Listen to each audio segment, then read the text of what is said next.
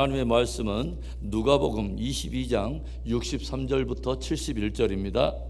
지키는 사람들이 예수를 희롱하고 때리며 그의 눈을 가리고 물어 이르되 선지자 노릇하라. 너를 친 자가 누구냐 하고 이 외에도 많은 말로 욕하더라. 날이 새매 백성의 장로들 곧 대제사장들과 서기관들이 모여서 예수를 그 공회로 끌어들여 이르되 내가 그리스도이거든 우리에게 말하라. 대답하시되 내가 말할지라도 너희가 믿지 아니할 것이요 내가 물어도 너희가 대답하지 아니할 것이니라. 그러나 이제부터는 인자가 하나님의 권능의 우편에 앉아 있으리라 하시니 다 이르되 그러면 내가 하나님의 아들이냐? 대답하시되 너희들이 내가 그라고 말하고 있느니라. 그들이 이르되 어찌 더 증거를 요구하리요? 우리가 친히 그의 입에서 들었노라 하더라. 저와 여러분이 복음이 무엇이며 그 복음의 핵심에 계시는 예수 그리스도가 누구인가를 아는 것은 너무도 중요합니다. 바로 그것이 우리들이 구원을 얻고 영생을 얻는 그 문제를 결정하는 핵심이기 때문에 그렇습니다. 성경은 우리들에게 이런 말씀을 들려주죠. 영생은 이것이니 하나님과 그의 보내신 자 예수 그리스도를 아는 것이니라. 사람들이 복음과 그 복음의 중심에 계시는 예수님을 알지 못하게 되면 그 무지 때문에 악을 행하고 그 무지 때문에 죄를 짓는데 담대해지고 그 무지 때문에 결국 심판적 운명에 처하게 되는 것입니다.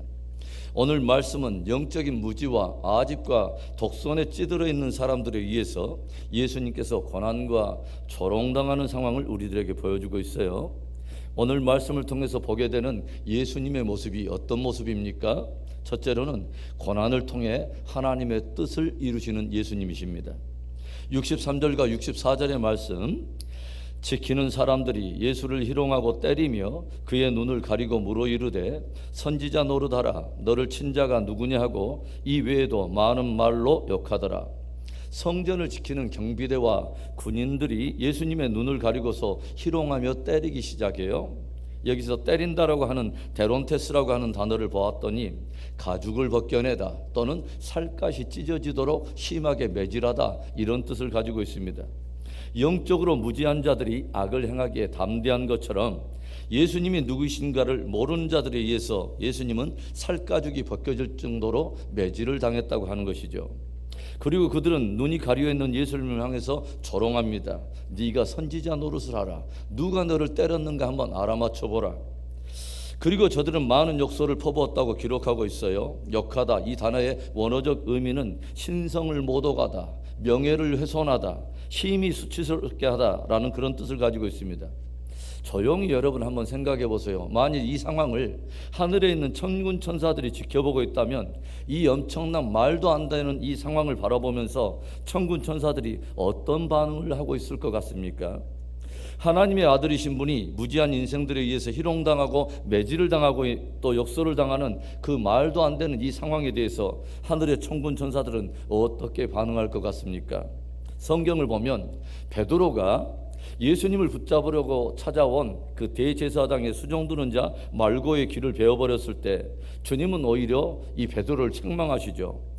당신이 하려고만 한다면 지금 당장이라도 하늘의 명에서 12영이 더 되는, 즉 12사단의 병력이 훨씬 더 되는 천군 천사들을 동원하실 수 있다는 것을 말씀하시면서 그러나 그렇게 하면 어떻게 우리가 하나님의 뜻을 이루겠느냐라고 말씀을 하시더라는 거죠. 그러니까 주님이 지금 이런 말도 안 되는 이 상황 속에서 고난을 기꺼이 당하는 것은 무능력에서 당하는 것이 아니라 그 고난을 통해서 인생을 구원하려고 하시는 하나님의 뜻을 이루기 위해서 당하고 있다고 하는 것입니다. 일찍이 이사야 선지자는 장차 오실 메시아가 당할 고난을 이렇게 들려주고 있죠.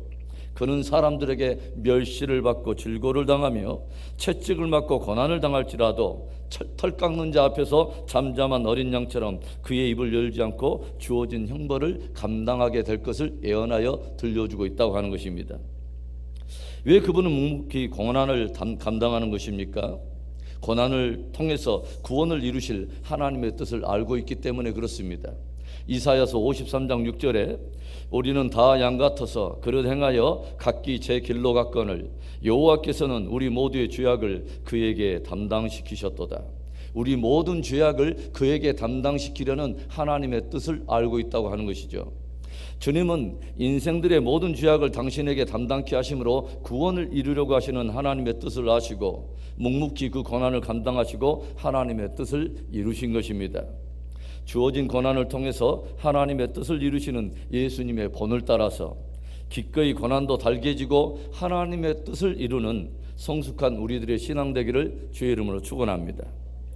오늘 말씀을 통해서 보게 되는 예수님의 두 번째 모습, 고난을 통해서 이제 권능의 보좌로 나아가시는 예수님이십니다. 날이 밝아오면서 백성들의 장로들인 대제사장들과 서기관들이 예수님을 공회로 잡아들였습니다. 그 공회는 사내들인 공회라고 일컬어진 그런 백성들의 지도자 그룹인데, 예수님에 대한 진지한 신문을 통해서 올바른 판결을 하기 위한 것이라기보다는 어찌든지 예수님을 총독에게 그래서 넘겨서 죽일 빌미를 얻고자 하기 위한 것입니다. 예수님을 붙잡아온 저들의 질문이 무엇입니까?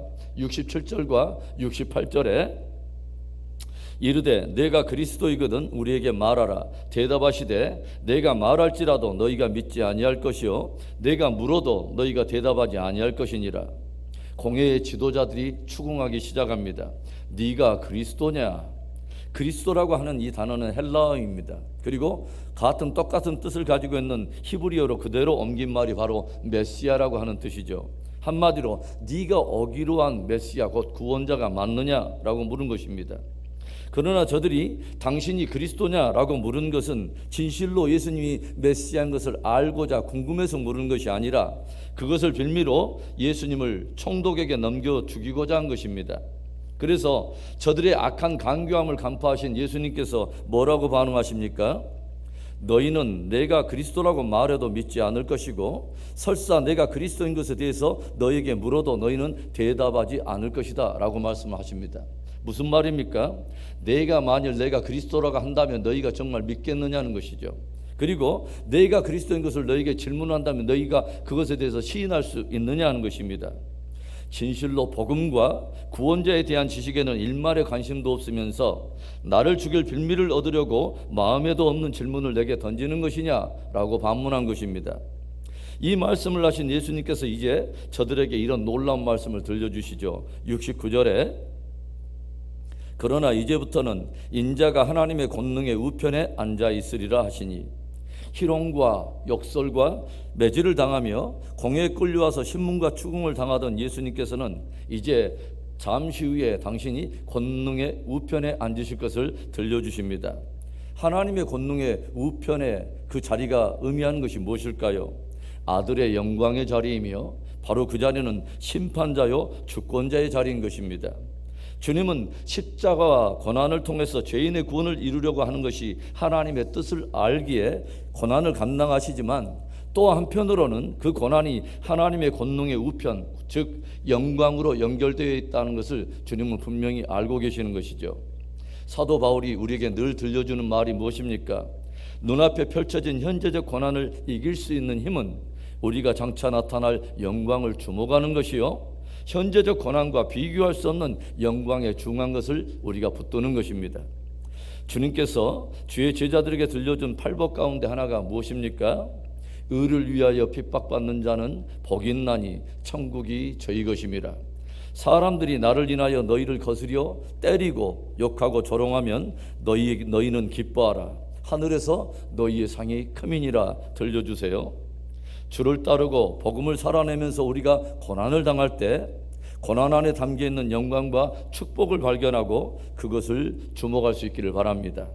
고난을 통해 권능의 보좌로 나아가신 예수님의 뒤를 따라 우리도 고난을 통해 영광을 취하는 승리 성도 되기를 주의 이름으로 축원합니다.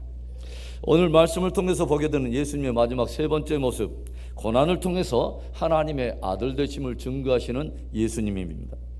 변론을 통해서 당신이 그리스도이심과 또 당신이 장차 권능의 우편에 앉으실 것을 말씀하시자 저들은 더욱 확실한 빌미를 얻으려고 안달하면서 결정적인 질문을 던집니다. 70절과 71절의 말씀, 다 이르되 그러면 네가 하나님의 아들이냐? 대답하시되 너희들이 내가 그라고 말하고 있느니라. 그들이 이르되 어찌 더 증거를 요구하리요? 우리가 친히 그 입에서 들었노라 하더라. 어찌든지 예수님을 올무에 잡아 넣어서 빌라도 총독에게 넘겨 사형시켜버리려고 혈안이 되어 있는 저들은 마침내 물었습니다. 그렇다면 네가 진짜 하나님의 아들이냐? 이때 예수님의 대답이 뭐예요? 너희들이 내가 그라고 이미 말하였느니라. 이 말씀은 너희들이 나에게 말한 것처럼 I am he, 내가 바로 그다, 내가 곧 하나님의 아들이다 라고 선언하신 것입니다. 그러자 이 말을 들은 저들은 더 이상의 증거가 필요 없이 예수님을 빌라도에게 넘길 충분한 빌미를 얻었다고 생각을 합니다. 사실 예수님은 저들이 네가 하나님의 아들이냐라고 물을 때에 그 질문을 피하실 수도 있었고 그것에 대해서 우회하여 대답하심으로 순간을 모면하실 수도 있었겠지만 그렇게 하지 않으시고 당신이 하나님의 아들이심을 당당하게 선언하셨습니다. 이제 저들은 예수님을 신성을 모독하는 중죄인으로 여겼지만 사실은 오히려 정반대로 저들은 하나님의 아들의 신성을 부인하며 그를 모독하는 중죄인들이 된 것입니다. 저들은 하나님의 아들이 십자가와 고난을 통해서 구원을 이루신다는 그 복음의 신비를 몰랐고 그것을 받아들이지 않았습니다. 강력한 힘과 무장으로서 나라를 뒤엎어버리고 새로운 나라를 세울 것을 기대했지만 주님은 십자가와 고난을 통해서 당신이 하나님의 아들 되심을 강력하게 증거하신 것입니다. 사순절을 지나고 있습니다. 다시 한번 고난을 통해서 하나님의 뜻을 이루신 예수님, 고난을 통해서 권능의 보좌로 나아가시는 예수님, 고난을 통해서 하나님의 아들 되심을 증거하신 주님을 깊이 묵상하고 주님 가신 그 길을 뒤따라가는, 묵묵히 따르는 복된 우리의 신앙이 되기를 주의 이름으로 축원합니다.